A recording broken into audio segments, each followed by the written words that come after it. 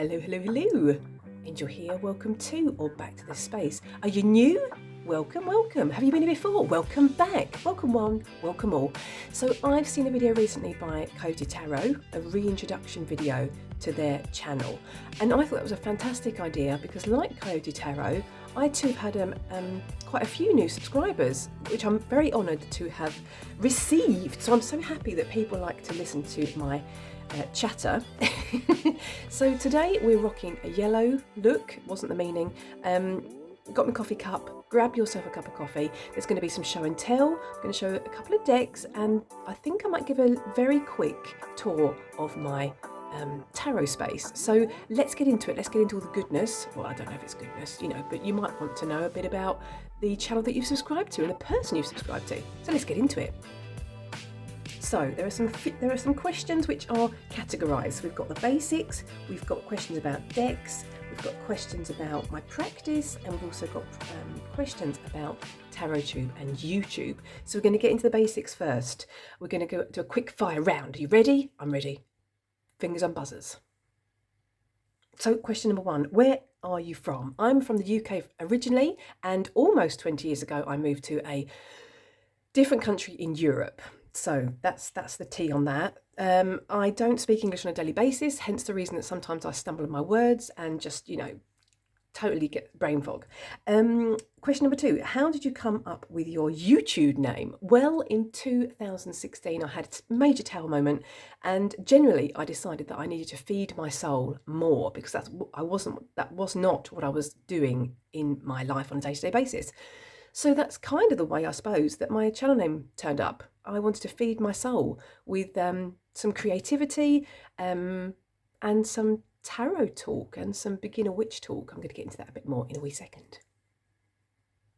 So I'm going to combine the next two questions, which are, how long have you been reading tarot and how did you get into reading tarot?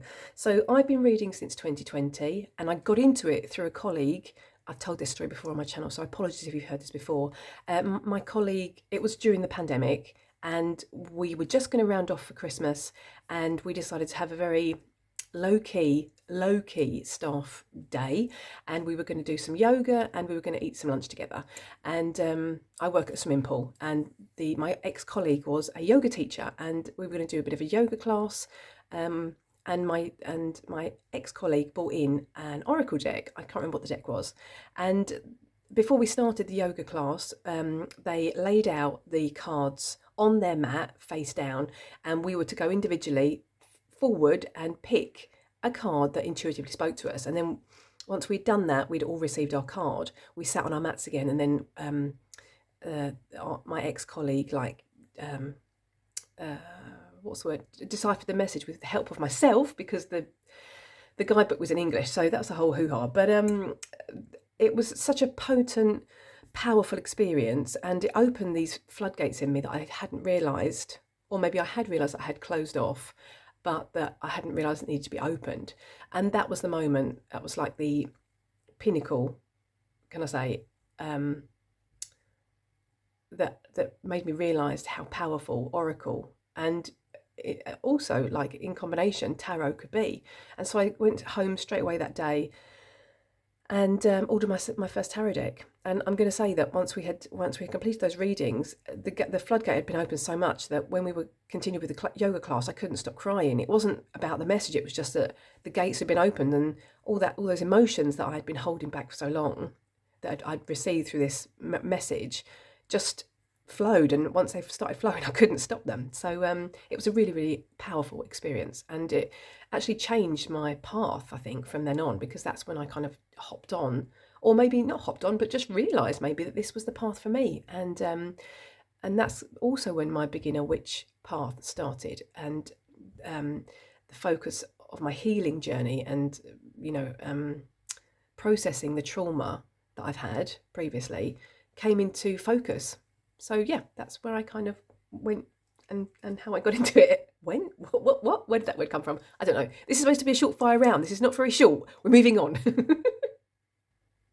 Okay, next question. This is the final of the basics. Do you read for others? I do not. I only read for myself. I have no goal to read for other people. I'm quite happy to read for little old me. The only people that I have read for, because they asked for me to read for them, that was my sister and her daughter. They are the only people that have asked to have a tarot reading from me. But it's not something that I want to do in the future. I'm happy to read for myself, as mentioned. Okay, let's get into the second part. We're looking at, or talking and looking, with a bit of show and tell, at decks. So the next question is, do you use Oracle with Tarot? Now I do. These are the current decks that I want to use for May. This is the Connected and Free Oracle, which I purchased secondhand. I was very lucky to get my hands on it. And the Wild Unknown Mass Market. Now I really enjoy working with Oracle and Tarot together. And I even sometimes use Tarot as an Oracle, or pair Tarot with Tarot. So the next question, how many decks do you have? Oh, that's a loaded question, is it not? I haven't counted recently. Just before Christmas, I think I had 350. But I've been having a bit of a clear out, and I don't tend to rehome decks. That's another question. I'm stop. No more. No, don't answer anything else. But I'm looking to rehome about 30 decks in my collection that I've had, I think, pretty much since the beginning. The beginning of my practice, which was like 2020, that just haven't been used and that haven't resonated for me. And I think it's time that they find some new owners. So, next question. So the next question is, where do you store your decks? Well, that feels like a lead-in to a little bit of a tour. What do we think? Let's get it done. So I have several different storage areas, and we're starting with this one. Here we have my contemporary decks, my colourful decks. We've got a few indie decks here as well. Yeah, these have kind of been, having a bit of a rest recently. Then we have my OGs. We've got the Thoth, we've got the Rider-Waite-Smith tarot, and then we've got my darker decks here, which are more for Halloween. Then recently I've purchased these felt baskets which like to gather the cat hair, I've got to say, and I've categorised my decks into my cosmic decks, or my liminal space decks, in this basket.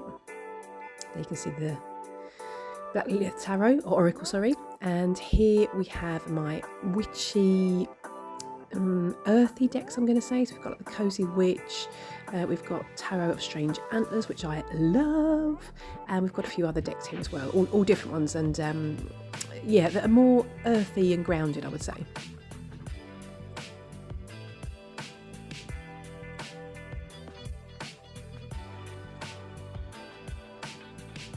So then I'm moving on to my animal decks. As you can see, I don't have particularly very many, but I keep them all in the same spot. Oh, well, hello, talking of animals. Hello, kitty cat, how are you? And in this basket here, this is my whimsical fantasy basket. Yeah, that's what I'm going to say. That one's a bit tough to pull out without pulling the animal decks out. So we're going to leave that on there. But trust me, that's the decks that are in that basket. So this is the desk above my storage area. As you can see, I've got a few decks sitting on my desk here. I tend to pull them out when I've got like an intuitive pull to work with them. To the right here, you'll see that I purchased this super duper, I think it's like a little flower shelf that you can attach and pop some potted plants on. But I thought it was a great way to add more space for my tarot decks. So we've got the, this is the Magic of You Oracle. We've got the Da Vinci Tarot that's out there. The Archean Tarot. This is the, I can't remember what that one's called. But yeah, anyway, we're moving along. Okay, so here we've got my dark decks. This is my desk where I sit, where I'm filming. So I'm not going to show you all the decks in this basket, but I'm just going to give you a bit of a quick flash of a few of them. So yeah, these are my favourites. These are the ones that are sitting beside me all the time recently, well, since September, October, because I love my dark decks. Give me all the dark decks.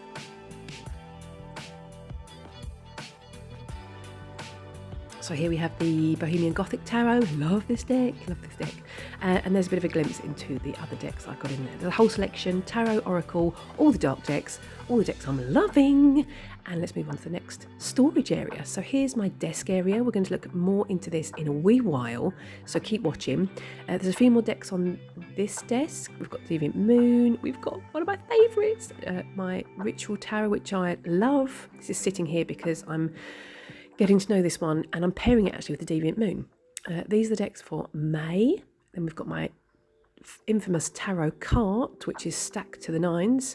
These are the decks that, again, Poesis Oracle, I just pull random decks out when I get an intuitive draw to read with them. These were my April decks, which need to kind of go away now, I think. I need to have a bit of a reshuffle here. That was the Tantric Dakini. These are my Dawn Michelle Weaver's practice decks for my caretaker. I've spoken about that recently. Some more decks that I really want to get to. And then we've got the Lioness Goddess. No, the Lioness. Yeah, the Lioness Goddess. The Lioness Oracle Tarot Oracle and the Liberation Tarot, which I also really want to get to in the month of April. We'll see. This top shelf needs a bit of a reshuffle because it's still got, as mentioned, some decks from March. The Lumina Tarot is also a deck I'd like to use this month. So here we've got the decks I'm using for my my Queen phase of my life and the womb healing work that I'm doing. As you can see here, there's the She-Wolf Tarot and the Oceans Oracle. And at the bottom here, here's another pairing that I pulled out recently that I just fancied, trying. And here are my decks that I use on a monthly basis. So they're sitting down here. Oh, hello. Another curious kitty, wanted to get in all the action. There's my fluffy boy. Okay, so here we've got a few divination tools, and the Nicholas Ciccoli deck is here, but it's an intuitive oracle. I trimmed mine, so mine's modified. So on this shelf we've got my Alice in Wonderland Down the Rabbit Hole decks, which I keep here separate with my storytelling books, I'm going to say, or my fairy tale books. There's my kitty boy, being a bit of a curious, nosy, cheeky monkey again. Oh, hello, you back again, are you? Cool, nothing to call your own in this place. And this is the storage area under my desk. Hey, kitty cat. Bye, kitty cat. So we've got my favourite pairs here. This is the Rebel Heart Tarot. I've got, as you can see, the Adventure Tarot right at the back there. That's my prompt jar sitting here. And we've got a couple of other pairs on this shelf, as well as a few pairs I want to work with. These are decks I want to work with this year. Here are my Melusina decks, the Rackham Tarot, and even the deck that I can't pronounce because it's in French, but I love that deck. And there's also my Alamor Anai pairings at the back there as well. So moving on here, these are the decks I want to get to this year. My Selene Tarot, I love that deck. I want to pair it with these two, which I'm not going to go into. And there is the Nightwake Tarot and things like that. And then this basket is the deck pairings that I mentioned in a recent video that I really want to get to this year. Fingers crossed I'm going to be able to do that. So watch that video if you'd like to see those pairings. I will link it in the description box. Moving over to the other side, we've got my kind of, I want to say like quirky decks. This one I haven't worked with yet, but I really want to. This one I haven't worked with yet, but I really want to. Then we've got the decks that are kind of paired back that help me land, decks that have not so much business going on, and my childlike decks at the back. Then I've got my astrology decks and the decks I'm using monthly for my Lisa Pepez envelopes. And the last basket, what would I call this basket? I would call this my maybe my watercolour karma artwork basket. So the next question is, what do you look for in a deck? Okay, so I'm going to say colour, collage, and modern contemporary decks, I would say. I do like that aesthetic. So this is a perfect example of all three of those things. However, with that being said, I have since September, October last year embraced my darker side. So I'm loving the darker decks. Give me all the darker decks. I want them. I need them. They are totally my jam right at the minute. Especially this deck. This is the Cave of Sybil Oracle. Oh my goodness me. And this is the Dark Angels Tarot. Now, I don't tend to pair these together, but I'm just giving you an example of the kind of decks that I'm absolutely adoring now and since September, October last year.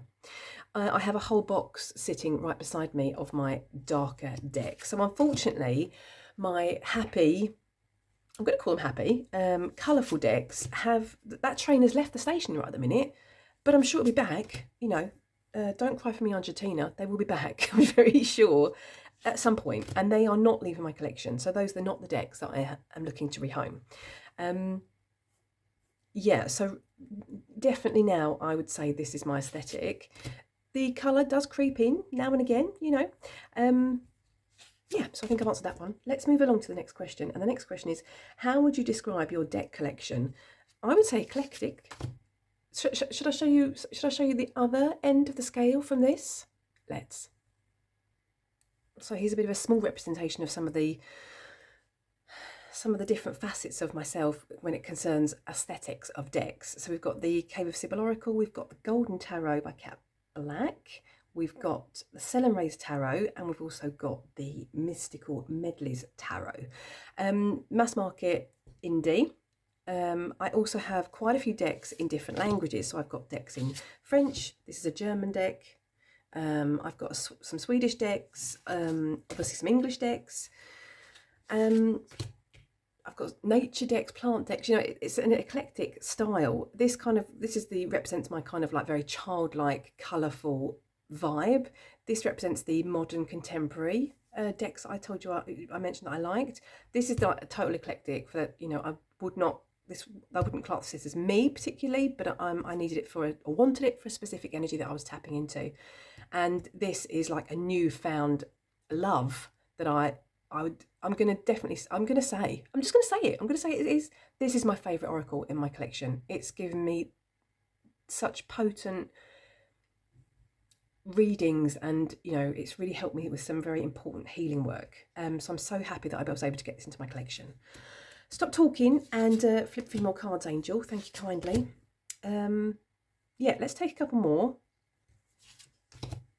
And obviously, you know, Oracle and Tarot. I love it all. I love this. Loving the Devil card. If you haven't seen me before, I just need to tell you I'm in a Devil year, and I'm having such a ball, if I dare say that, with the Devil card this year. It's given me so many insights into me as a person, and you know, where I am and what I'm doing and where I'm going. Oh, love it. Let's move on to the next question. Sorry, but have I just come up on a very unexpected pairing? Dare I be as bold as to take a looky? I won't keep you a moment, I promise. Oh. Ooh, I haven't paired these two together. Oh, could this be? Oh, one more, last one, and we're going to move on to the next question. I promise you. Oh, I'm feeling I might have to keep this one out. Ooh. So the next question is, do I have a go-to tarot and oracle pairing? And I don't particularly, but I will say that I tend to go for my neutral decks. And I'm going to explain that in just a second. I'm going to first tell you this is the Divine Nature Oracle, and this is the Woman Tarot, which is a French deck, both mass market. I'm going to say that this for me is a neutral deck. I have decks that appear in my collection, or that I, you know, get into my collection, that initially solidified their place in a certain practice. And then once they've done that, I do have a little bit of an issue of then taking it out of that practice and using it for something else. So it kind of stays within that energy for me. This deck's never done that. This is a very neutral deck. I could pull this out for any kind of reading. And it's the same with the Sell and Raise Tarot, which is the one I showed you previously. I would say even like the fifth Spirit Tarot, that's also the same energy for me. It's quite a neutral deck. I could use it for any reading. So I would tend to go for my neutral decks, I'm going to say, rather than the decks that solidify themselves in specific practices. For instance, the Darkwood Tarot, I absolutely adore that deck. It's a ride or die. but more because it taps me into certain facets of self and shadow work that I'm working with. So I've got a real bond to that deck, but it's not a deck that I would go to just willy-nilly for, willy-nilly readings. Next question. Do you rehome decks? And if so, what determines if it leaves your collection? Well, that's kind of what I was talking about earlier, or started to mention. I don't tend to rehome decks, or haven't previously. The only decks that I've previously rehomed have been the Dark Grimoire Tarot and the Lisa Hunt deck, which I can't come upon, something about spirits and ghosts, I think it's called, both mass market. Got those in, no, it was a no from the get-go, so I rehomed those straight away. But then there have been on 2 occasions, I rehomed about 20 decks to a colleague, maybe like a year ago, and now recently I've had another look through of my collection and have decided to rehome the decks that I've had for over 2.5 years that haven't called to me at all. Because now I feel there are so many decks in my collection that I really have bonded with and give me such interesting not interesting, that's the wrong word, but powerful readings, that I feel that giving time to other decks, because I just want to try them and see what they're like, kind of takes away from the time that I have with the decks I really love and appreciate and that give me the best readings. So for that's the reason I would rehome. I would rehome if decks have been sitting in my collection for way too long and I hadn't felt called to them. However, saying that, there have been decks previously that I've had in my collection that haven't been calling to me, and then suddenly they call to me and they're tapping me on the shoulder. I've got a message for you. We need to work together. So it's a bit of a balance there, isn't it? So, so far with the decks that I have rehomed, I have never felt the need to repurchase one of those decks. I shouldn't say that because that's going to come back and bite me in the bum. Let's move on to the next question. So the next category we're moving on to is your practice. So the question is, what does my tarot practice look like on a daily basis, the location, the tools I use, and when I turn to tarot for answers. So I can say, I'm going to take that first. When I turn to tarot, I don't tend to do predictive readings with tarot. I tend to use tarot and oracle as a mirror, and I tend to use it to work with inner healing work. I would say that's a definite focus, a major focus on my journey.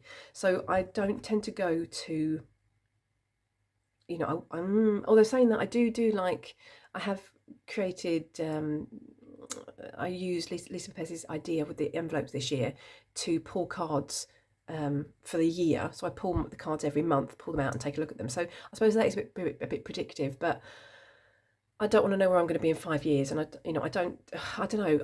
That's a bit of a loaded question. I feel the majority of the work I do with tarot and oracle is this mirror work, this inner reflection, this healing, trying to, and definitely shadow work is definitely a very, very important part of my practice. So where it concerns my tarot practice, generally what it looks like, I don't tend to pull cards daily, although saying that, this is the deck, if I did pull a card daily, it would be this one. This is the Wanderer's Tarot. And this also helps me with creative work when I'm feeling a bit squirrel-like. So I tend to pull this, if I'm going to pull it daily, I would tend to ask what the energy of the day is, or what I need to think about today, or how I need to be my best self today. And I tend to only pull a daily card if I'm feeling a bit, anxious about something that maybe that's happening at work or something like that.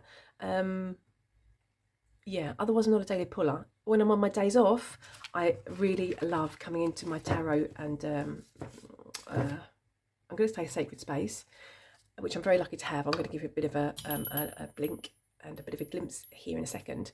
And I love to spend a couple of hours dedicated to sitting in this space, pulling cards, having my candles lit, having some incense, sitting at my deity altar and my ancestor altar, and just being present.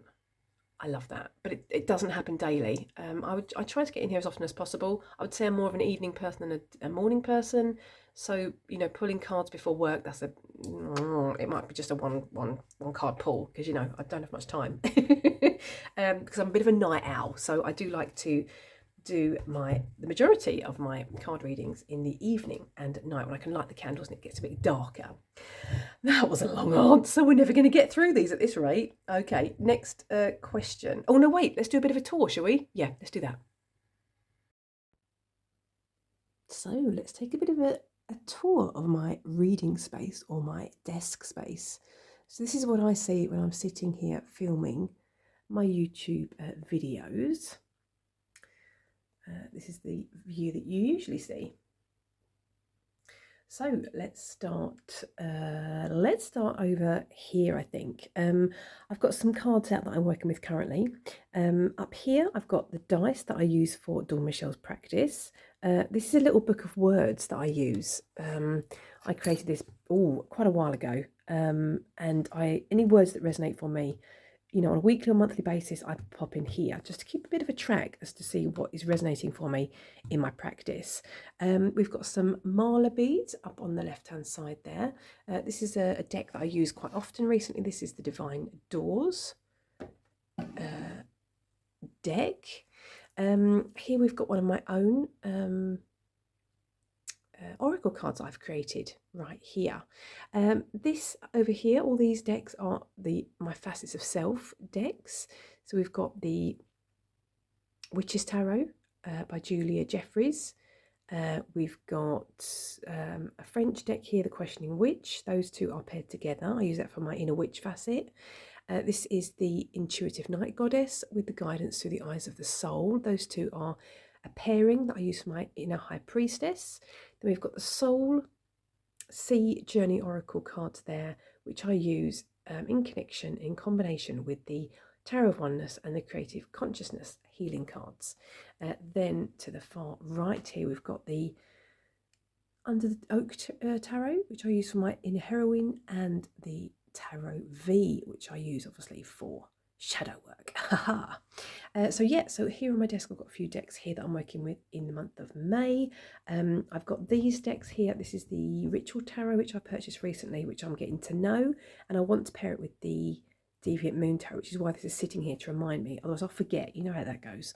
This is my deck that I would pull, make a daily card pull from. This is the Wanderer's Tarot. Then we've got a few cards I've pulled recently. This is from the Bohemian Gothic Tarot. We've got my card holder here. These cards are really relevant to me in April, and I'm working with them still. So these are from the Witch's Wisdom Tarot, and this is from the Tarot V. Then we've got my cards for April, which are going to be going away soon. We've got some crystals right at the back there for my shadow work. So there's some onyx, some obsidian, some tourmaline, some Apache tear. Lots of different ones there. We've got some rose quartz here, some skeleton quartz, some ocean jasper. We've got some labradorite, I think this is called. It's got a beautiful flash in it. Flashy, flashy, flashy. Love the teardrop shape of that one. What else have we got here? We've got these two. They're actually earrings, but I took the earring part away, and now I just love having them on my desk because they remind me of my inner facets of self, my inner red bonnet and my inner wolf. This reminds me of my facets of self, the amethyst. And behind here we've got some fluorite at the far back there. I don't know if you can see that there. We've got my Pandora's box, which I use if there is some shadow work that comes up which I don't want to deal with straight away. I write it on a petition paper and I pop it in the box, and when I'm feeling in a better mind space I take it out, and that's when I start working with that shadow, I'm going to say. Yeah, that's what I'm going to say. So this is my reading space. There is a lot of stuff on it, although saying that, there is less than there was previously. I've cleared it down quite a lot, if you can believe that. But I've got all the necessities that I use when I'm reading and creating tarot dialogues with my decks. So yeah, there we go. That's it. This is where the intuitive messages come forward. Let's move along. So the next question is, what does a typical tarot reading look like for you? Now, I don't tend to work with spreads. The only time I work with spreads is when I'm working with Dawn Michelle's Weaver's practice or possibly a tarot challenge. Otherwise, I generally have dialogues with my decks. So for instance, we'll say that I've come out of a meditation and I want to clarify some things that I've maybe experienced in the meditation. I would pull an oracle deck. For instance, this is the Fallen Angels oracle deck, and we'll just say I pull this card, which is danger, and then I'm quite happy to work with two tarots at the same time with an oracle. So this is the Dark Fairy Tale Tarot. So we'll say, for instance, that I pull the Six of Pentacles, and then I would pull another deck, because I do like to get the decks out on my desk for some playtime, and we'll say that I pull another card. And then I would just continue with the dialogue. So whatever message I receive here, then I would just continue and lay the cards down. Now, the thing I like about working with two tarots at the same time is that it gives me the chance to pull the same card out of both decks. And I like that, because obviously I'm not going to pull the Six of Pentacles out of the Dark Fairy Tale Tarot again if it's already laying on the table. So that's the reason I like working with two tarot decks. I'm also not against using tarot as an oracle. I've done that previously with the Monsoon Tarot, for instance, with the Outgrow Yourself Tarot. Oh, there's a couple of others in my collection as well that I use as oracles, as an intuitive oracle instead. So they kind of they're worth their weight in gold, because obviously I use them for both tarot and oracle. So yeah, and that's how I go about having this dialogue with my decks. So yeah, that's pretty much how I work with tarot in a reading. Okay, so moving on to the YouTube Tarot Tube section of the questions.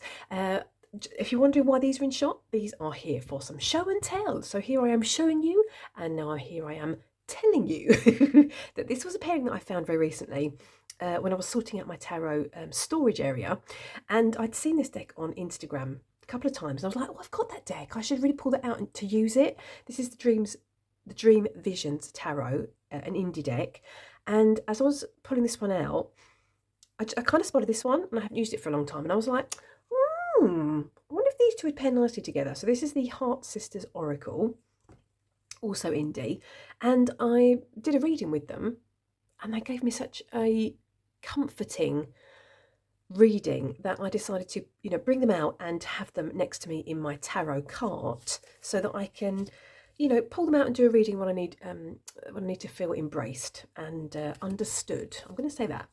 So yes, I'm going to flip some cards for you whilst I answer the last questions. So let's get along with it, shall we? Okay, so the next question is, what kind of content is your favourite to watch? My favourite content to watch has got to be, well, obviously anything tarot related. So I like monthly wrap-up videos. I like monthly intentions videos. I like anything that goes into people's practices, what they're doing and working with in their practice, because I like to see if there is like a theme that people are intuitively pulled to. Yeah, I find that really, really interesting. I also really enjoyed tarot tags. I enjoy watching reviews if I'm looking to buy a certain deck. I tend to watch 5 or 6 different reviews before pressing the buy button to get a really good understanding of a deck, and find out the consensus of a deck as well. Yes, what else do I like? Did I mention hashtags? I love those. I really enjoy watching those, and it's a great way as well to find new channels or channels that I've never stumbled upon before. So that's a fantastic way to find new content creators on TarotTube, I reckon. Anything witchy, any witchy content creators I really enjoy watching as well.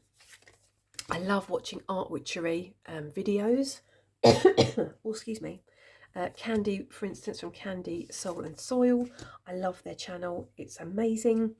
And I really like, for instance, Kellyanne Maddox. I love their content. I think it's really, really educational. I think it's inspiring. So, yeah. yeah, I think that kind of wraps up what I enjoy watching. Where it concerns my own channel, what I like posting. Well, obviously, if you've been here for a while, you'll know.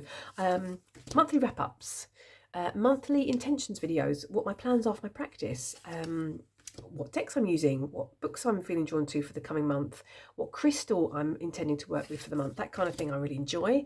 I really enjoy like pre-loved thrifted finds for my witchy practice, and even decks that I found pre-loved. I love that kind of content, and I really enjoy making that kind of content as well. I love doing hashtags. I think they're a lot of fun. It's a great way to get some desks out on the desk and to have a playtime, and also to be reminded and even to be reminded of the decks in my collection, and also to stumble upon new pairings. That's a great way to do that. What else do I like posting? I don't tend to do very many walkthroughs nowadays. I enjoy haul videos, and I actually quite like creating a haul video if I do get some new decks in. But generally, I do like creating videos that give a glimpse into my practice, and try to share and be as authentic as I can in this space. Yeah, I would definitely agree with that.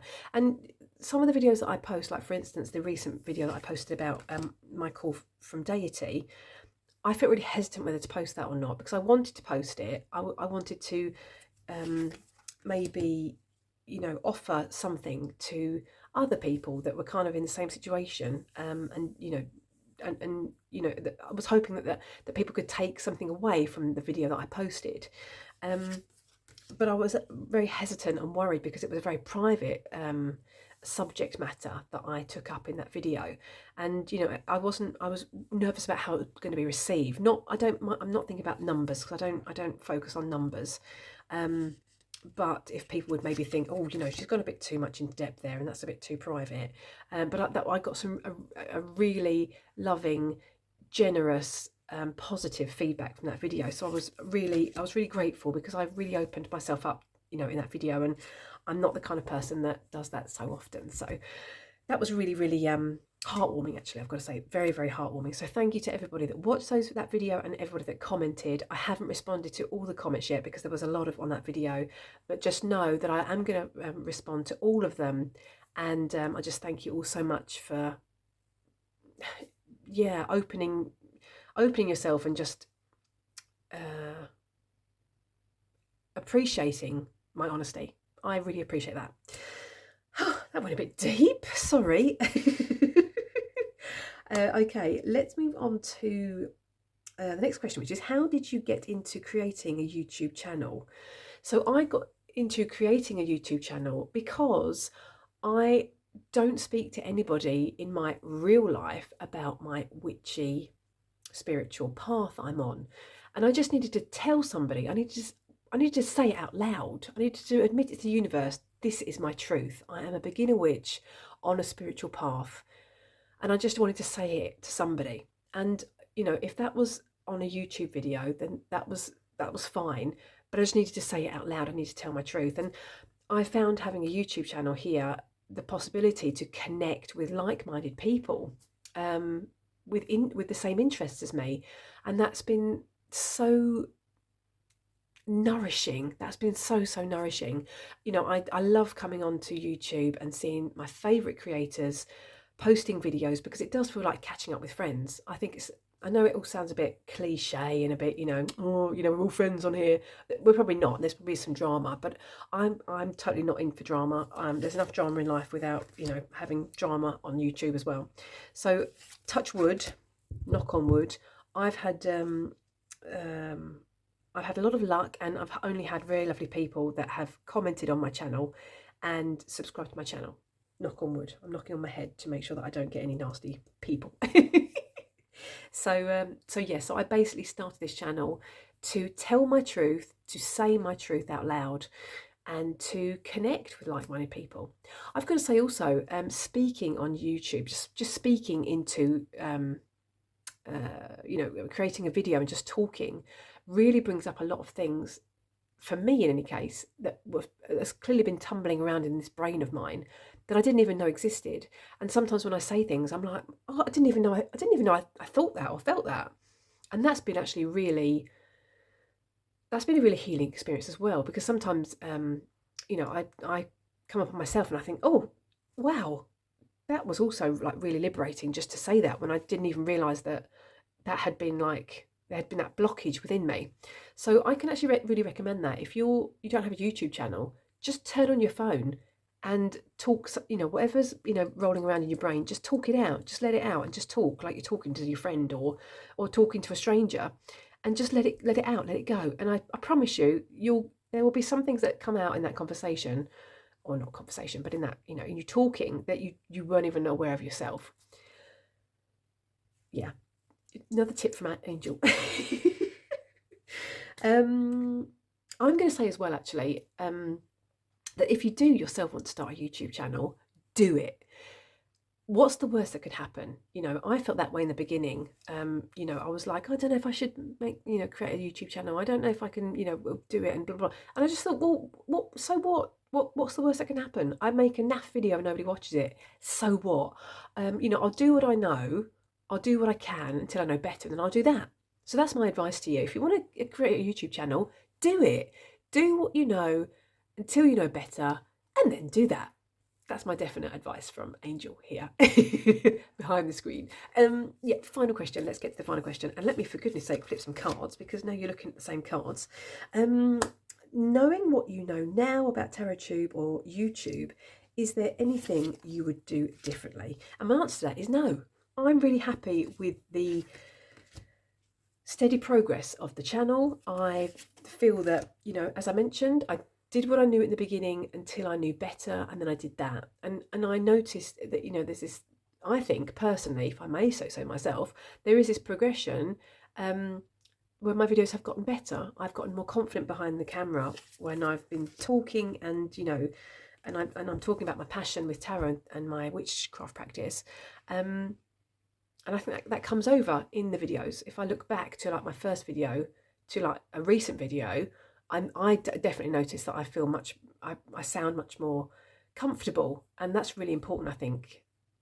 But that comes with time, I think. That comes with, you know, a bit of experience of doing maybe some crazy videos, and then, you know, and then becoming better. Anyway, but generally, no, I'm very happy, and I'm so thankful to have people that want to, you know, watch my content, listen to my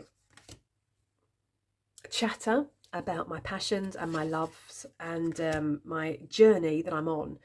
And for that, I couldn't be more grateful. So that's where I'm leaving you today with this video.